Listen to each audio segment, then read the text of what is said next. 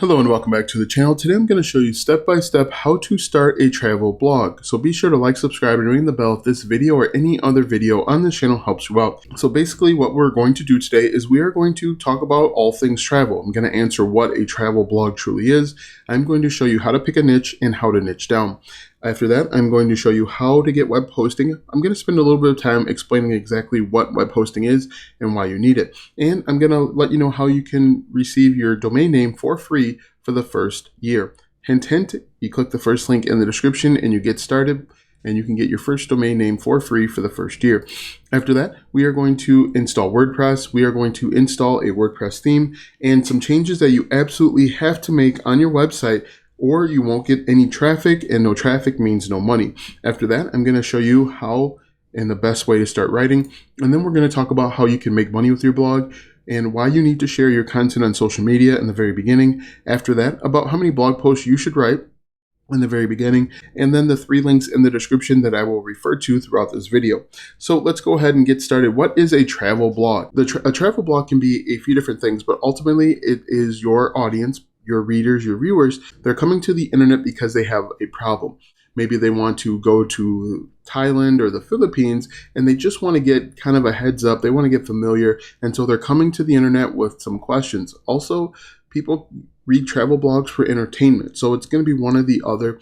You are either going to provide information or you are going to provide entertainment. So know that going in. Now, when you first get started and you are a teeny tiny blog, I recommend that you go and pick a niche. Now, a niche is simply a topic, an area of focus. For example, you could pick a niche of talking about travel to the Philippines, but then niche down to individual cities within the Philippines. You could do the same thing with the United States. You could target maybe traveling around Wisconsin and then target individual Door County, some of the places within Wisconsin. And let me just illustrate what a travel blog looks like. We're going to go to the website uncorneredmarket.com, and you can see this is a blog about travel. Now, this website's fairly large, and so they're talking about a few different things. It also looks like they're selling their own products, which we'll talk about in just a moment. If we look at this, you can see they're talking about travel with regard to COVID. If we scroll down here, travel to this destination here. That's exactly what they're doing when it comes to a travel blog. They're talking about their experiences and they're preparing their audience for, if they were to go. And that's really what a travel blog does, is you are answering questions and solving problems. Now, what we can do is we can go back over to our slide deck here. We've picked a niche, we've niched down, and so now we need to go ahead and get web hosting. You need web hosting so that people from around the internet can see your website. Your website is a collection of files that is stored on a web hosting company. In this instance, the first link in the description is Bluehost. You are going to click the link and you are going to buy web hosting. You are renting hard drive space called a server from Bluehost in order for people from around the world to see your website. And when you click that first link and you get started, you're going to get a free domain name for the first year. This business's domain name is uncorneredmarket.com. That's how people will refer to their website. And so now that we have that, I'm actually going to walk you through the steps of getting web hosting. It takes less than 5 minutes and you can be up and running with your own website. When you click that link, you'll be taken to this website where you'll go ahead and click Get Started. What I recommend is to click the first one on the far left, the basic plan, if you're just getting started with a website. As you can see, there are a number of options, but click that, click Select, and then move on. Here you're going to create a domain name. If you have one in mind, you can type it in here like you see that I do. What I recommend is try and find a domain name that's going to be related to your niche. Now, what I do is I type in a domain name that I know is already taken. When it's taken, you're going to get this error. What you can then do is go back and try different domains. Now, make sure, again, you want to pick one that's related to your niche. Click Next, and then you're going to see a green box that says that it's approved. The next step is simply to go through and enter in your contact information. Make sure that when you scroll down here, make sure that you leave all of the settings on. But again, enter in your contact information. The settings right here where it says domain privacy, leave all of this checked. If you don't leave it checked, you're going to get people reaching out to you, spamming you, emailing you, trying to get you to sign up for web hosting. So what I'm going to do is I'm going to go ahead and sign up and then jump back to you once I sign on and move to the next step. All right, so I've signed up and I'm going to go ahead and set up my website initially. Just create a simple username and password, make sure it meets the requirements there. and then move on. Make sure that you write it down too. Write it down in a safe spot so that you have it and you remember it, because it can be a pain to go ahead and get everything back. You're going to have to enter in like some vital information, but just make sure that you write it down. It's really easy and really simple. Now, one thing that I do want to note is that this part is not sped up at all. This is actual real time, and you can see that you'll go from absolutely nothing to a complete website in less than probably 10 minutes. And once you click submit, you're going to move on to the next step where you get to log in. Here is where you're actually going to start creating your WordPress website. Now, the great thing is Bluehost really does everything for you, and it's really simple. So again, I'm not speeding this up at all, and I want you to see what it really takes to create a website. Bluehost is going to do a little bit of work in the background for you, and we're just going to actually click on skip this step. This first one I clicked on start a blog, but for the next step, just click skip, because we know what we're doing, and I'm actually going to tell you what to do so that we can get up and running. Click get started right here on the left hand side, and then move on. Just click skip here and click skip here. And then just pick the first one in the far left. Make sure that you're picking a free theme, because they'll charge you. They have both free and premium themes, which I'll talk about in just a moment. So right now, it's actually creating your WordPress website. In just a few moments, you're going to click on log in to WordPress on the right hand side there. You'll see it in just a second. And then we can actually start looking at some basic configurations. All right, so we click log in, and now we actually have a WordPress website. What may need to happen is you may need to click refresh a few times to get it to work, but now we have our website, as you can see. Now what I'm going to do is I'm actually going to log in and delete a few plugins, because right now it has the coming soon.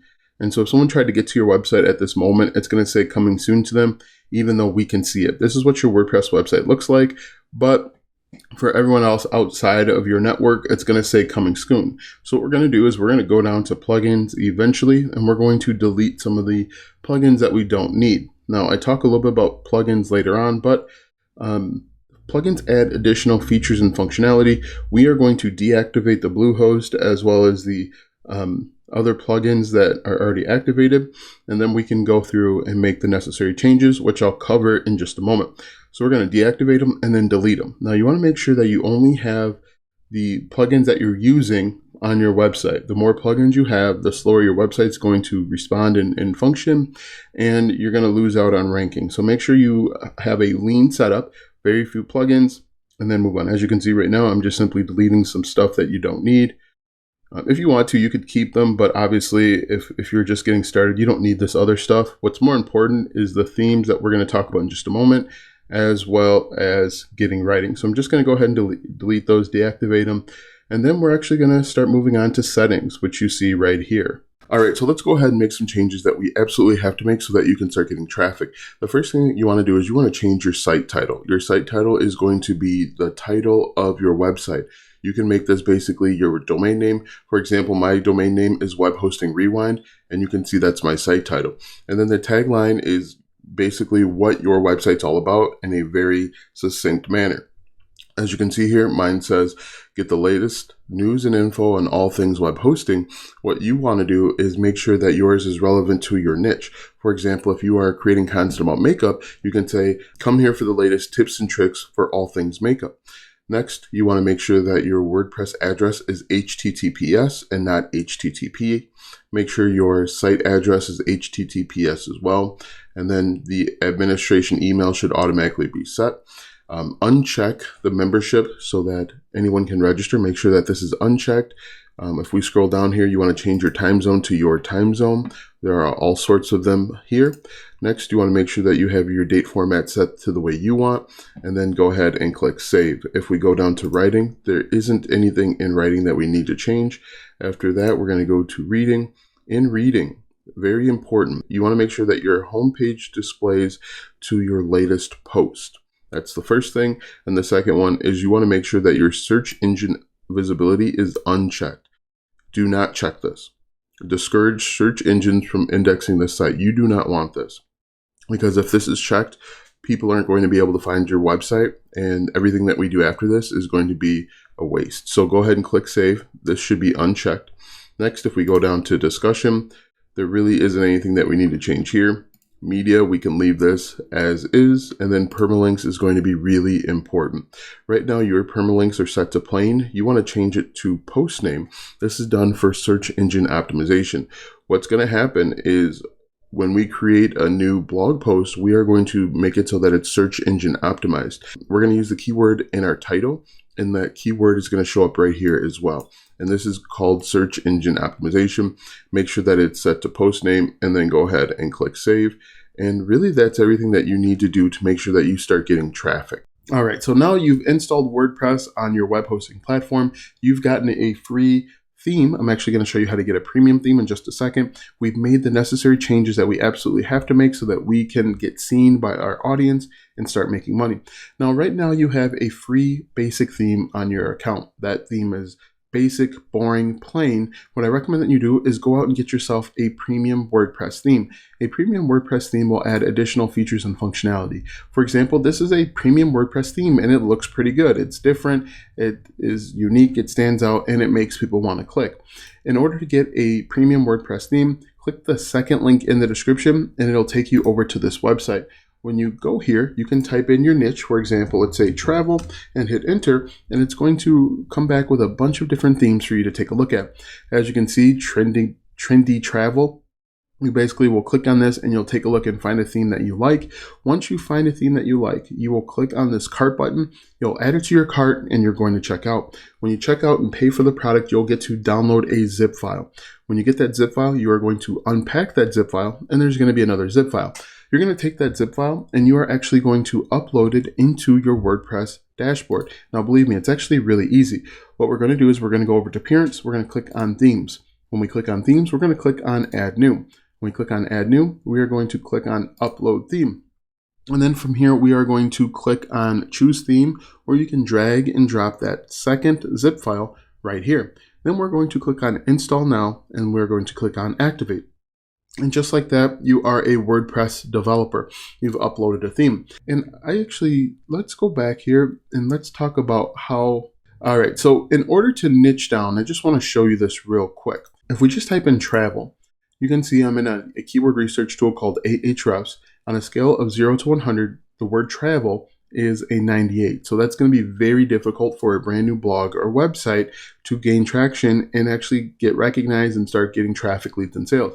If we go to matching terms, you're going to see there is a ton of dark orange and red. Now, this means that the keyword is very difficult.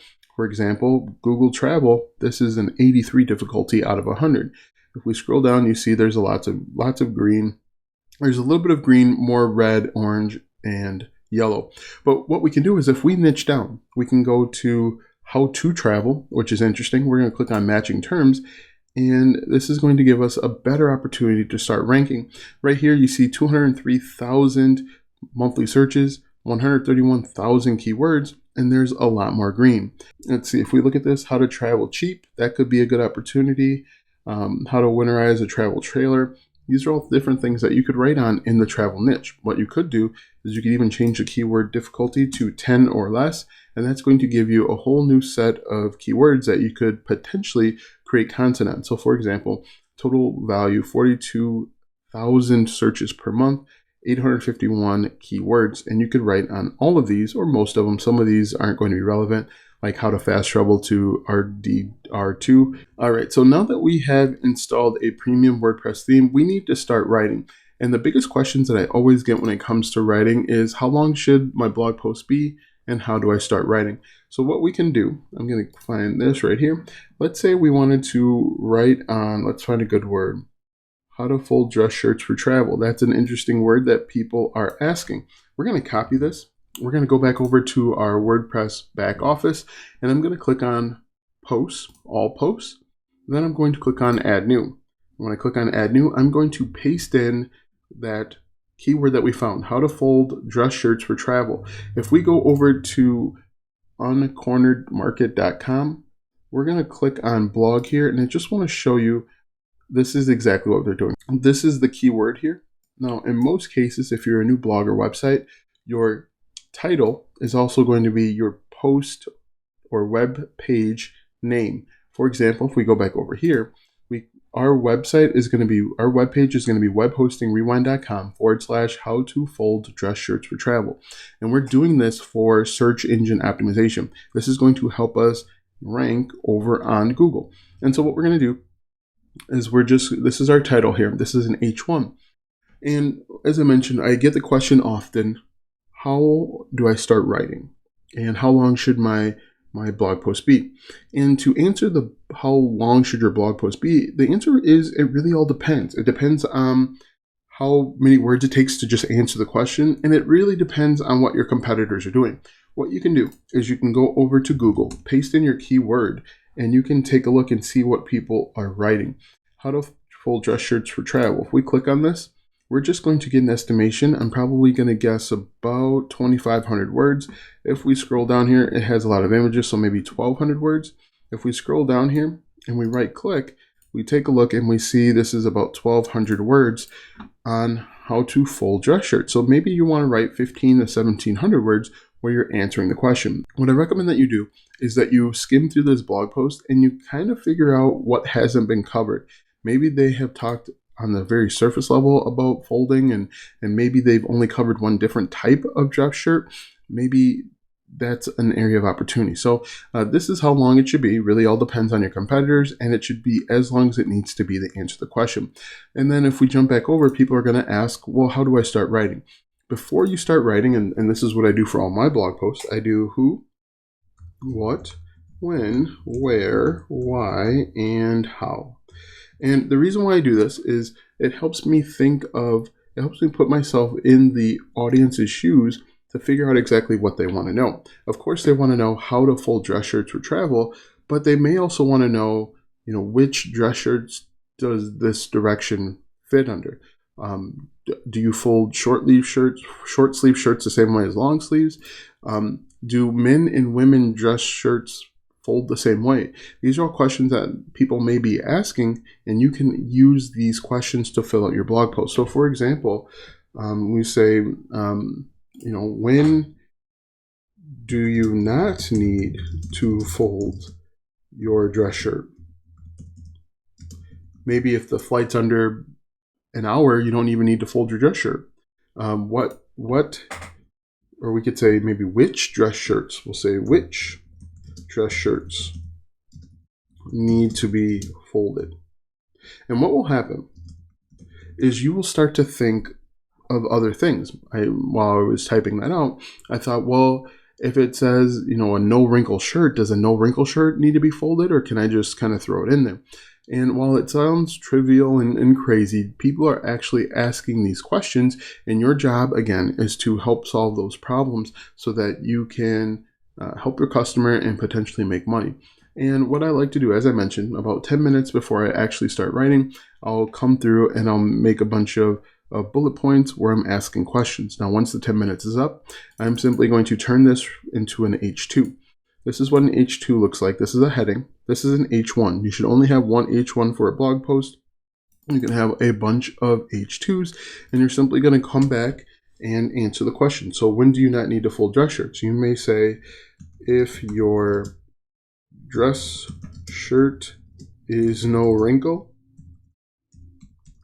then you can just throw it in with everything else. Now, obviously, you want to do research and make sure that that's relevant and accurate, but this is going to help you, right, with your blog post. This is going to help you fill out your blog post and get more out of it and help people to a greater extent. And again, you just want to go through and answer the questions, solve problems, and then move on to the next step. So if we look at our slide deck here, we have started writing. The next step is going to be making money. And there are a number of ways to make money with your website. The first and probably easiest way is to join Google AdSense. Now with Google AdSense, they simply place ads right on your website. For example, this down here at the bottom of the page is an ad. And what will happen is once you sign up for Google AdSense, they will place ads on your website automatically, and you'll get paid when people click on this ad or if they view it for a certain period of time. And again, these are going to be put in automatically, but I do want to let you know that Google AdSense does not pay you that much. You are going to get pennies on the dollar. Now, once you get significant traffic, like 5,000, 10,000, 100,000 page views per month, you can switch over to AdThrive, Media.net, or even Ezoic and make even more money. They're going to pay you more. So running ads with Google AdSense is a good entry level to make some pennies. Another way that you can make money is simply with affiliate marketing. And with affiliate marketing, you are recommending or selling other people's products and services. When a reader clicks on your affiliate link and purchases a product, you get paid a commission. And there are a ton of affiliate networks out there. Now, I do want to make sure that you are promoting products that are relevant to your niche. For example, if we are in the travel niche, you could promote luggage or premium luggage or travel packages, Expedia, Priceline. Some of those affiliate programs will work nicely. Don't promote underwater basket weaving unless it's a package for a destination. Don't promote markers or something like that, because it's not going to resonate with your audience. You want to make sure that you're only promoting products that are going to resonate with your audience so that people have a higher chance of buying. Another way that you can make money is simply adding people to your email list. And the benefit of that is you can send them an email whenever you upload a new blog post, which will increase the amount of money that you make. You can also send them affiliate products. You can also send them your products. Maybe you've created a guide, an ultimate guide, a 20,000 page ebook that shows people the best places, the hidden destinations for every country. You can sell that right on your website, and you can also sell that through email marketing. Now, that is outside the scope of this video, but you have a number of options when it comes to making money on your website. So let's jump back over to our slide deck. Now, in the very beginning, it's very important that you share your content on social media. The reason being is Google doesn't trust your content just yet. And what they're doing is they're comparing your content to the content that's already established. And what you want to do so that you can start making money faster is you want to start sharing your blog posts on social media. And to do that, you want to go out and find social media sites that are going to be interested in your content. You can post it on relevant subreddits.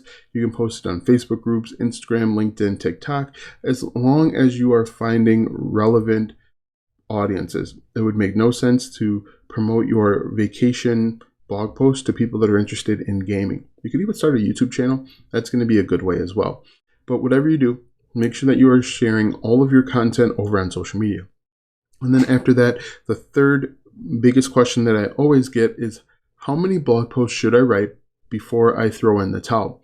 In my opinion, you should write at least 50 blog posts before giving up. The reason why I say 50, and 50 may feel like a lot, but the reason why I think 50 is a good number is it shows Google that you're serious.